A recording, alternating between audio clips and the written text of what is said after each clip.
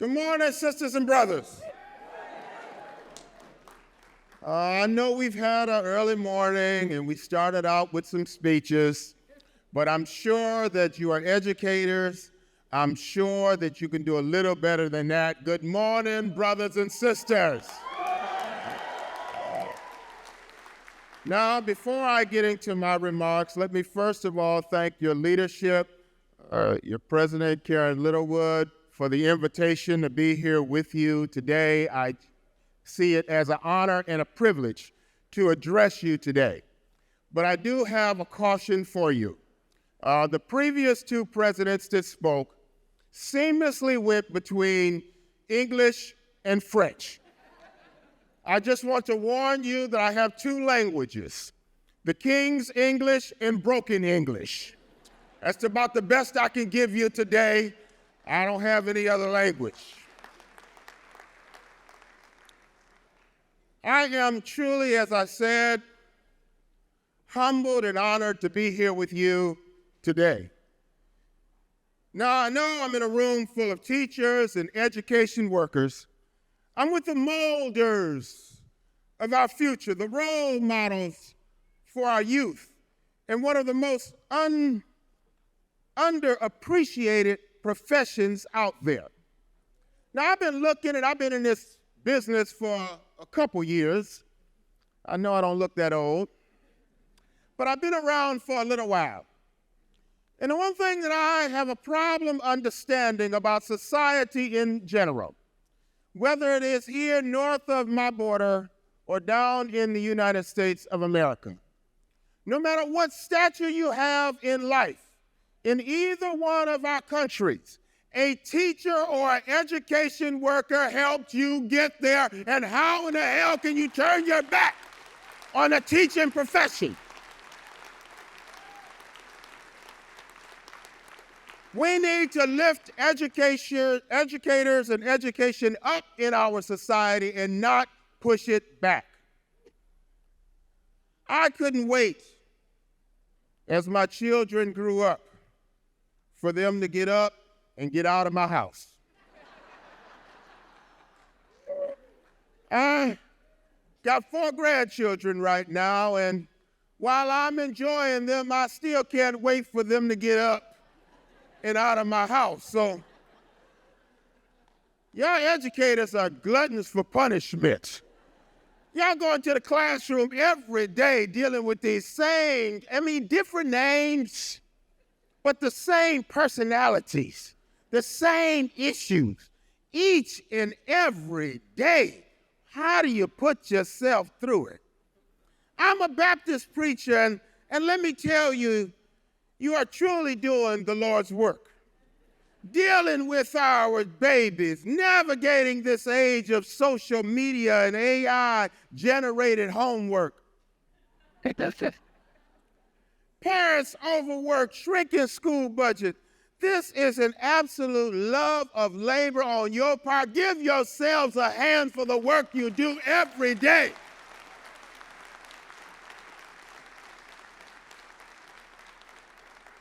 As Nelson Mandela once said, education is the most powerful weapon which you can use to change the world. Do you all understand that? You are world changers. You are the textbook definition of change agents.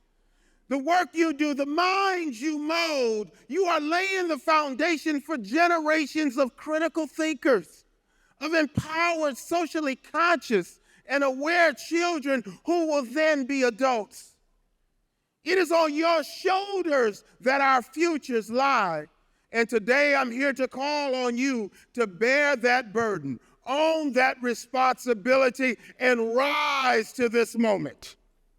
I've traveled far to be here. Just last week, I was in Ethiopia dealing with each worker's issues, understanding that in Ethiopia, they've got major issues there. There is no minimum wage. Garment workers are making $15 a month. $15 a month. It is ridiculous that anybody is forced to live in those circumstances. So I go where the call is to meet the need that is out there. I come here today to have a seat at this table because the truth is that your enemy is mine. The same corporations robbing your people are the same ones exploiting mine. The same billionaires propping up tyrannical governments are the same people financing the destruction of my political institution. The point is, our opponent is the same. While we fight, we may vary in how we do it. And this is not a coincidence. We have long passed the threshold of national business. We are living in a capitalist global economy where corporate overlords pit nations against each other to increase their wealth, where the dollar is more valuable than life-generating profit. We live, sisters and brothers, in an age where hoarding wealth at the expense of others is applauded and praised, where individualism is promoted over communalism, where the common good only stands in the way of personal wealth. Big business wants us to stand divided. Let me be clear with my words. Capitalism and corporate greed are the cancer that is killing our society, the force that is ravaging our resources. It is, my sisters and brothers, the stimulus that is destroying our families, the storm that is eroding our social structure. And there's no remedy to this that doesn't require us to be united. There's no cure that doesn't necessitate true solidarity between us, our nations, and our unions. Only together can we solve this global problem.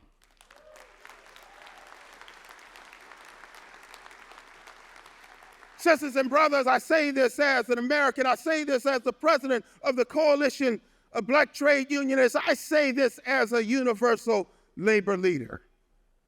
There's a lot at stake right now.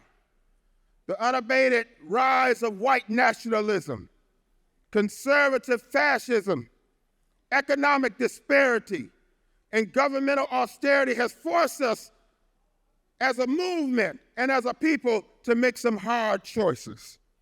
Business as usual is a business we're losing in. While there's been a rise in union organizing, there's still a decline in union membership, and getting contracts is harder than ever. We have lost faith in our institution and elected leaders and have lost too many loved ones to the pit of social media, vitriol, and conspiracy theories. But guess what, sisters and brothers? It's not just the outside society that we have to look at. We as trade unionists got to look at our own institutions. We got to see where we're missing the mark. Look around the room, sisters and brothers. If your delegations do not represent the diversity of the members that you represent, you've got to clean up your own house.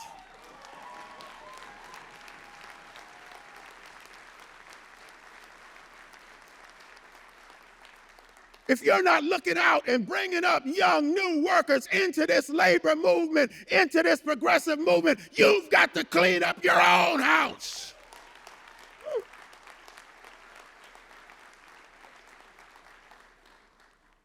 As I said earlier, I've been in this movement for a couple decades now. I've seen the rise, I've seen the time when, for many years in this movement, I was the only black person, the only young person in the room for many discussions.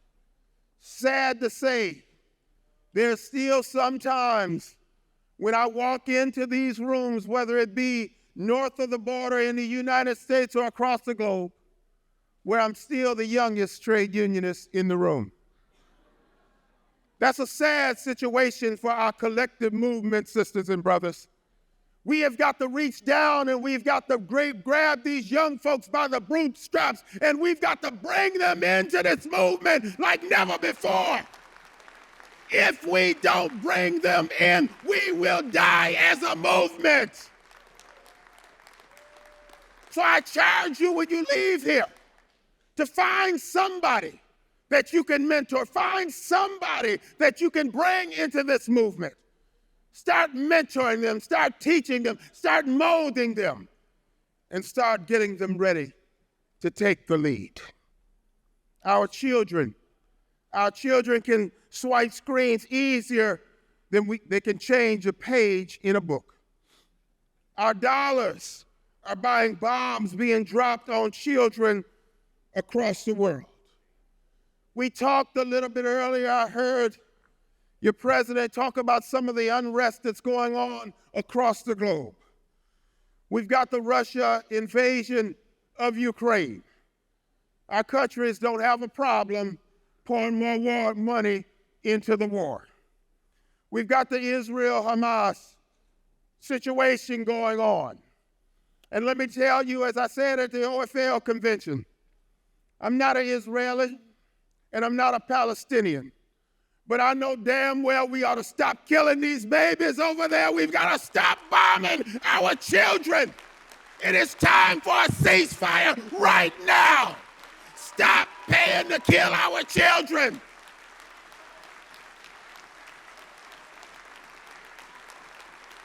It is not right.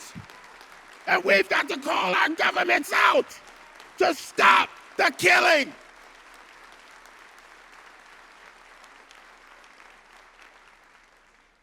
My country, and I'm sure some of you have seen, is on the precipice of elected a twice impeached president. We've got so many issues that are on the ballot just south of your border. Reproductive rights is on the ballot. We've got so many folks in our government that want to tell women what they ought to do with their body. Well, let me tell you, I am a Baptist preacher, and I believe in life. But I do not believe that I have the right to tell anybody what to do with their body. That is their right. That is between them, their doctor, and their God.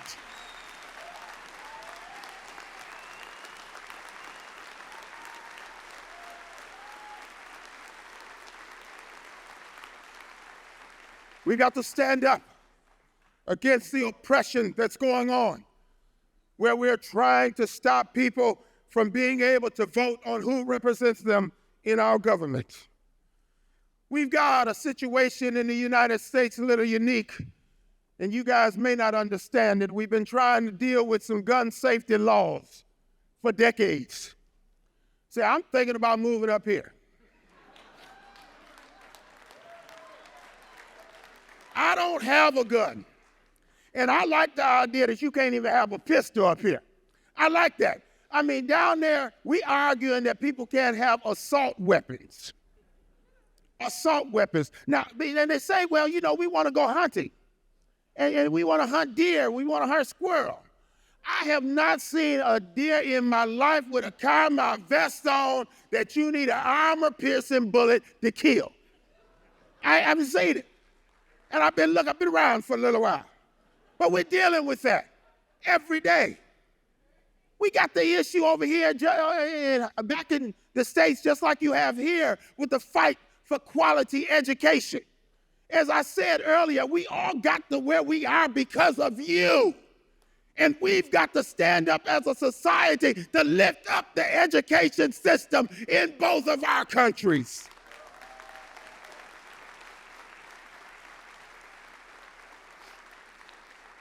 We've even got politicians that think they can tell you who you can love and not love. I remind you, I'm a Baptist preacher. And I have people come up to me all the time saying, Reverend Melvin, what is your problem? So what are you talking about? They said, well, you know, I got a problem with same-sex marriage. I said, I got an answer for you. Don't marry nobody of the same sex. Problem solved. Problem solved. How you have the right to tell somebody else who they love, when they love, and how they love. That is not your right. Everybody on this earth should have a right to human dignity and human rights, and we all ought to stand up for each other. Because as the old poem says, they came for the Jews and I wasn't one. They came for the white folks and I wasn't one. They came for the women and I wasn't one. And guess what? When they finally came for me, there was nobody to help me. Teachers and educators, don't be the last one in the room. Make sure that you have those around you that need you today more than ever. Because let me tell you something. You've got somebody in your family that's loving somebody that don't look like you. You've got somebody in your family that's following something that you don't believe in. You've got to love them anyhow. You've got to lift them up anyhow. And as educators in the system, you've got to stand for our children that are diverse in every single way.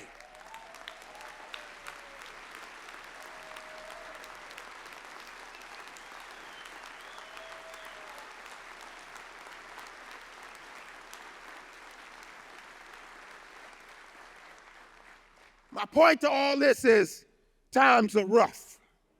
But in the face of this, I'm seeing a new wave of social conscious, politically left, mobilized and engaged young folk. I'm watching young people take to the streets, organize new industries, and protect one another from the oppression that me and my peers grew up accepting as normal. This is your work, your doing, your contribution to the greater, and we need more. More activism, more engagement, more solidarity. We need you in the classroom, on the picket lines, and in the voting booths. We need you in the classrooms, on the picket lines, and in the voting booths. We need you at school boards, union halls, and community centers. We need you now more than ever. You are not only leaders of tomorrow, you are the bridge between today and the future. The connection between the work we do now and the legacy we leave. We need you to help make sure that there is a tomorrow better than today. I've been spending the last few weeks crossing borders and continents, meeting with unionists all over this world, hearing their struggle and sharing mine. And while some of these places, we're on the other side of the world, our movements are similar, struggles on the same plane, and sometimes even the same oppressors and the same bosses. And here, where we're neighbors, we share the same horrible policies, political ideologies, and corporate greed. We share the same similar struggle and similar solution. The solution is people power. Our ability to organize and mobilize behind laws that give us shelter is an advantage many of our colleagues don't have across the movement. So let's tap into that. Let's use that to our advantage. I call on you to harness this energy, this spirit, and this vision. I call on you to focus your energy and resources into tomorrow and our future, to help build those critical minds that will take our mantle and continue our fight, to raise tomorrow's fighters today with your words and your deeds. I call on you to shape and future and not let us to be victims of it. I call on you to rise up. There is no victory without the majority. There is no liberation as long as someone is shackled. There is no success as long as others are left behind. This is our mission. This is our calling. I've read somewhere that weeping may endure for a night, but joy cometh in the morning. I want to tell you right now that it's morning time. It's morning time, teachers and educators. It's time for us to stand up. It's time for us to stand up for a united international labor movement. It's time for us to stand up for workers' rights across the globe, for women's rights across the globe, for LGBTQ rights across the globe, for human rights across the globe. It is time for us to stand up for a just society for all. Stand with me like a tree planted by the river's waters. We shall not be moved until justice is served. Solidarity forever. It's the union that makes us strong. Solidarity, sisters and brothers.